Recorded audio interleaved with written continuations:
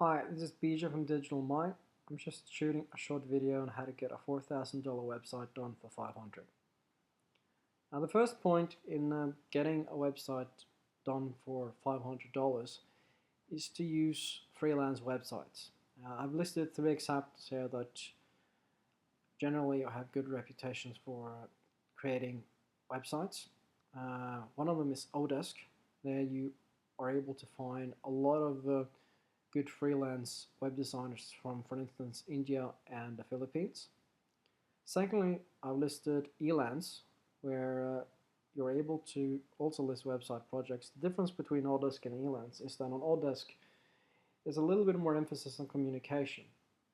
You have an inbox system in particular that is very easy and convenient to use. While on Elance, it's a little bit more project-based. WeWorker is again a little bit different than the two previous ones because they tend to have a database that has more programmers in it. So if you're looking for strict design work, then Odesk and Elance is probably a better place to go. The next point I'd like to bring up is remember to create a very simple brief. This is because you need to get a very clear idea in your head about what it is that you want. And it needs to be simple enough for someone who's applying to a job to immediately identify whether or not they're able to do your job and at what price they think it should be priced at. Now the first point you need to write in that brief is the number of pages that you're looking at.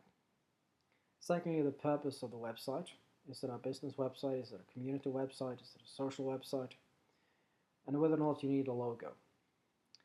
Also, are you looking for any social media integration? And by that I mean, are you looking to have Facebook pages and YouTube pages? Do you want them made or do you already have them?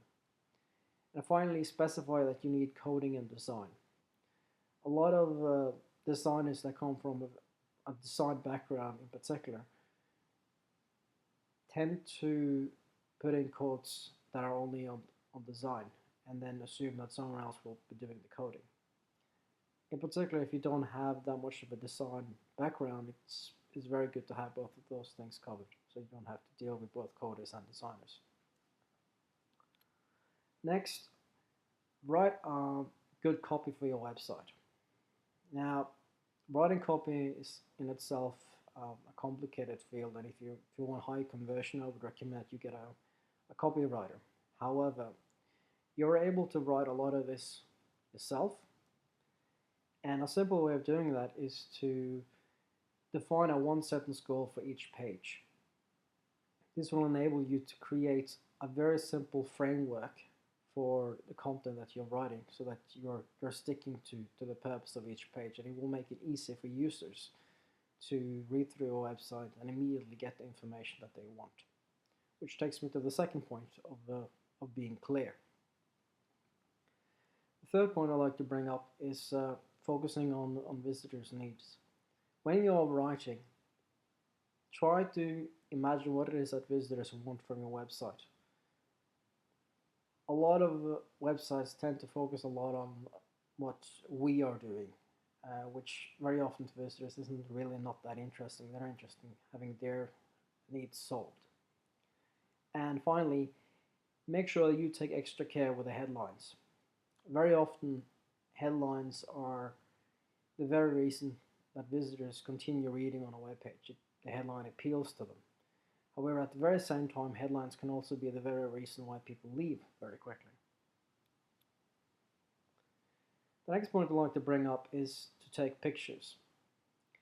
In particular, make sure that you take pictures that back up the story, the copy that you have written for the web page, for the website.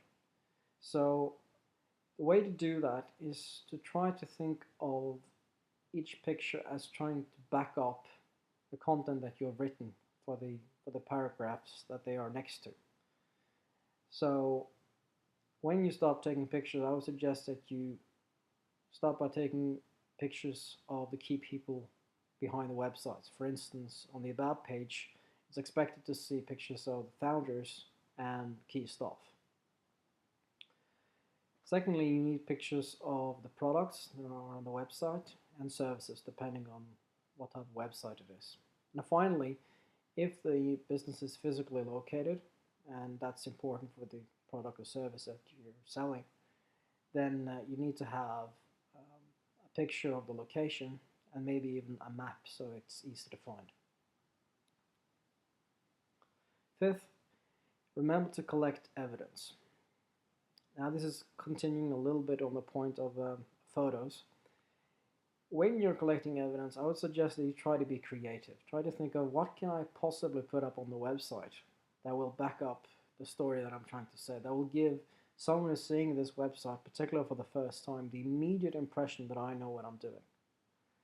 So examples of that is testimonials, logos of previous customers. That is particularly important if there's a lot of B2B customers involved with a website. And finally, awards that you might have won. And then when you have all that, when you have the content, when you have the pictures, it's about time to start looking for a designer. Now you can put out the simple brief.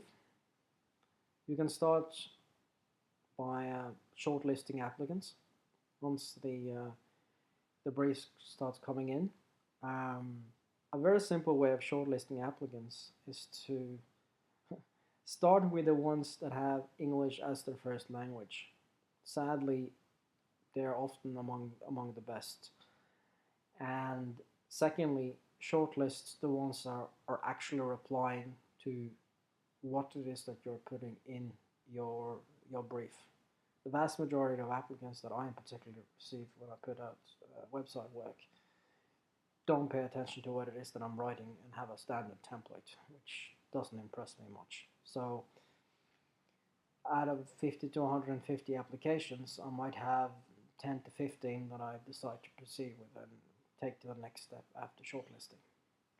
And when you're looking through your list of shortlisted applicants, I would suggest you ask a few of those, how do you design to maximize conversion? Most designers tend to understand design more than you understand sales. And you want someone to design your site that understands sales and marketing a little bit better than design. And finally, remember to communicate professionally. And by that I mean conduct yourself in a way that enables you to build a reputation so that you will be able to get more talent to come to you. A very common problem on freelance websites is that someone are interested in getting work done, create a brief, put it out, and abuse the person that they're working with, so that the person doesn't come back to them, leave bad feedback, and they're able to do it repeatedly. What you want to do is put yourself in a situation where you're able to get the very best people at a very short amount of time. And the way you're able to do that is very simple. I suggest you start by making yourself available every 24 hours with those people that you work with. Remember to give very detailed feedback. The more detail, the better. Of course, it depends on the person that you're working with, but if there's something you're not happy with, to be very specific. At the same time, it's important to be very clear on the things that you do like so that whoever you're working with doesn't get discouraged. Provide examples or mock-ups. The more detailed and the clearer in your mind you have the project, the easier it will be for someone you work with to understand you. Then remember to pay on time. On a lot of these freelance websites, there tend to be a week's lag time before freelancers can get paid.